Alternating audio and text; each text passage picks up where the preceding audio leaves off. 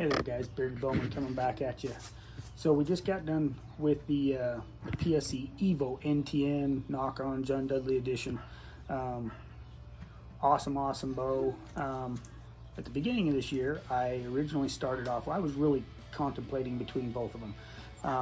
So a couple years ago, I'd shot the Triax when the Triax came out and really loved that bow. So I kind of knew that I already loved the design and the quietness and the speed and everything that I was getting out of that Triax. So I thought, well, as long as they didn't make anything worse, the VXR would be at least as good or better. So ended up going and picking up the Mathews VXR first, and actually started out shooting at 27 inches draw length at 77 pounds. Now 77 pounds was not too bad of a draw on this bow, so any of you guys that are wanting to really crank these up, they'll go up to that 75 pounds with the module. Super nice for a bow that's that heavy. I did not think I would be able to draw back a bow that heavy draw weight as easily as I did. So kind of give you a look at this bow. So Mathews came out with it. It's called their ambush green, and it's probably hard to see. Kind of an olive drab type green color. As far as their cam system goes, it's still their cross-centric cam that they've had on their bows since, I believe, the Halon series. The VXR 31.5 is what this model is. As you see right there, 31.5. 31.5 inch axle to axle on a 6-inch brace height. Shooting the Mathews QAD Ultra Rest Integrate MX. So it's their built-in rest that mounts right up to the riser on a dovetail. Love QADs forever, so when I found out that this was an option on this bow, went with it, and I haven't regretted it yet. So let me tell you a couple things about this bow. First off, weight is right up there. It's about 4.6 pounds, I believe 4.5. Most all of the aluminum riser bows are about that 4.5 pounds right now on the market. The one cool thing about this bow is I believe the riser on this is actually 29.5 inches. So a bunch of riser, which generally means a more solid bow. Usually makes them a little bit more easier to shoot, a little bit more forgiving. A lot of your target bows have really long risers, really long axle to axles. This bow, I would say, shoots more like a 33-inch axle to axle bow, and I felt that same way about the Triax as well, because of these cams. Where your cams actually roll off is about 2 inches above where your axle to axle is. So you got gigantic cams, but they're getting good speeds. Super quiet, super dead in the hand. So really liking this bow, but I'm gonna be honest with you guys, that PSE Evo NTN edition is giving it a run for its money. And the only thing that I haven't decided yet is this bow is cranking out a little bit better speeds. But 6-inch brace height versus a 7-inch brace height, you're going to expect a little speed difference. Plus, like I mentioned in the PSE NTN video, you'll notice on the speed buttons here, we got 4 on the top, 5 and 5. 14 speed buttons. It's the same way on the bottom. So 28 speed buttons on this string versus 6 of them on the PSE Evo NTN.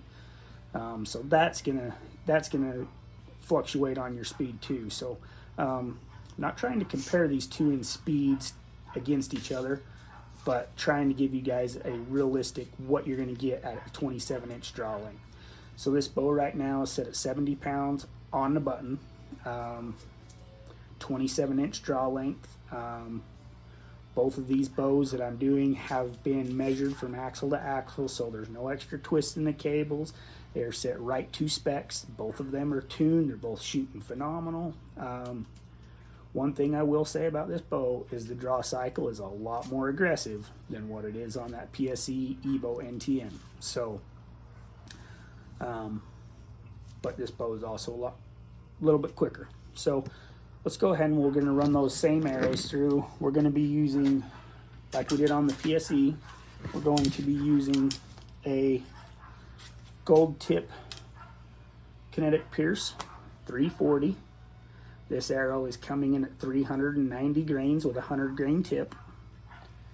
Then we're going to be using the gold tip kinetic Pierce 300 spine, coming in at 418 grains with a 100 grain tip. And then we're going to go to the big boy, which was what I kind of originally bought for this bow to shoot at that 77 pounds. I've since backed it off that 77 pounds. Just don't feel that I need to put that much stress on the shoulders. May change my mind once I get my shoulders kind of in top-notch shape. But this arrow is the PSE, or the Easton Axis knock-on edition, also John Dudley custom coolness with his arrow wraps and his vanes. Also, any of you guys that are looking to fletch your own arrows, get his primer pin, get the AAE glue, get all the wipes and everything that he offers through his website. They work phenomenal. You use them and you do them properly, these fletchings do not come off. These are a match grade arrow, and these have a 450 grain, or they're coming in at 450 grains with a 50 grain brass insert and a 10 grain collar. These collars are designed so that your tip doesn't mushroom into your shaft. Any of you guys that have shot Easton Axis or Full Metal Jackets, at that matter, you'll know what I'm talking about. It's a cool little design. But let's go ahead and let's run some speeds on these. Okay, so the first arrow we're going to be shooting through this is the gold tip kinetic Pierce 340 spine, coming in at 390 grains with a 100 grain tip. Bow is set at 27-inch draw, 70 pounds.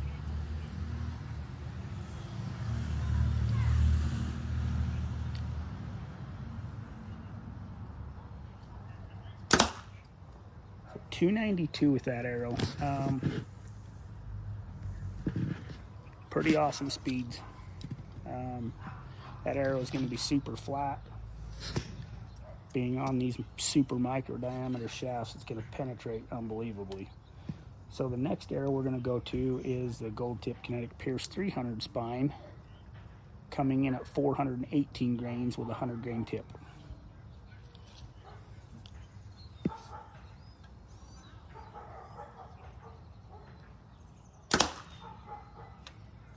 So 283. Super awesome speeds, actual speeds, you guys. These arrows have been weighed out on a scale. These are actual speeds. These are the actual specs on these. You short draw length guys, you probably are like me and you get tired of hearing about what these bows get at a 30-inch draw length and shooting a 350 grain arrow, because that ain't what we do out here hunting elk and big animals, you guys.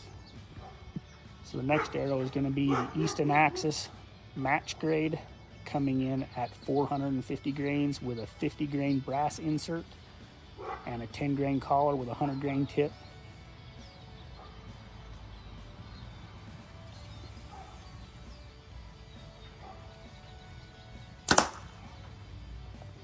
$273, guys, for a 450 grain arrow on a 27-inch draw length, 70 pounds. That's a lot of kinetic energy, you guys. Okay, so that concludes the speed tests on both of these bows. Now, like I said, you guys, I'm not trying to do a comparison. I'm not trying to do a which bow is better. I'm not trying to bash one or the other. For you Hoyt guys are going to be asking, hey, where's the Hoyt? I used to shoot Hoyt for a long time. Being out here in Utah, obviously I like to keep things kind of homegrown, so to speak. Just kind of got a really bad taste in my mouth when I had the Carbon RX1. just was not impressed with that bow at all. That was the year that I actually, halfway through the hunting season, switched over to the Mathews Triax and absolutely loved that bow. So, you know, I'll probably give Hoyt another try here.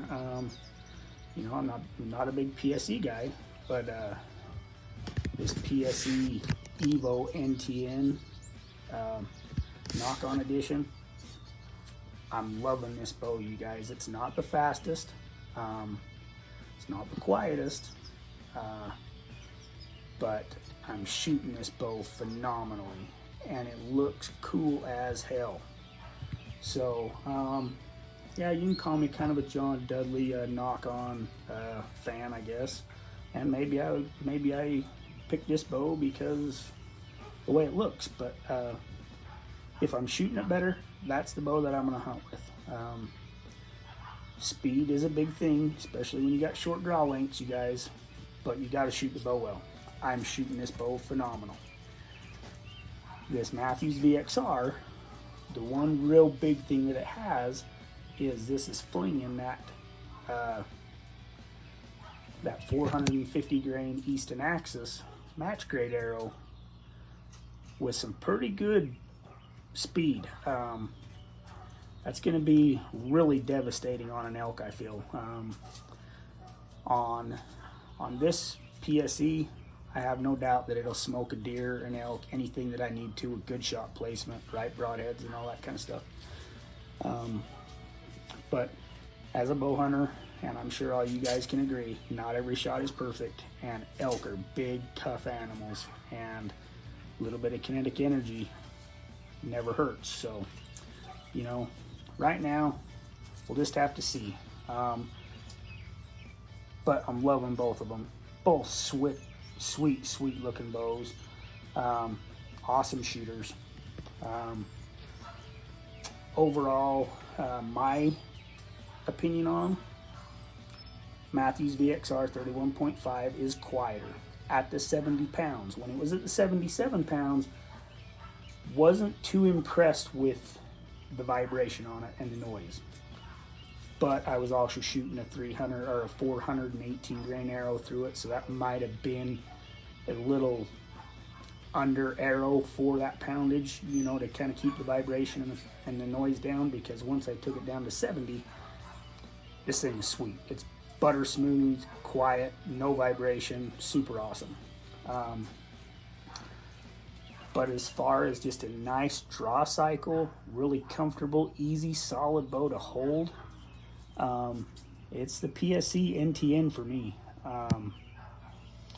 So we'll see what happens, you guys. I'll keep you posted, and as I kind of get closer to the season, I'll give you which one I decide to go with for the hunting season, 2020 hunting season.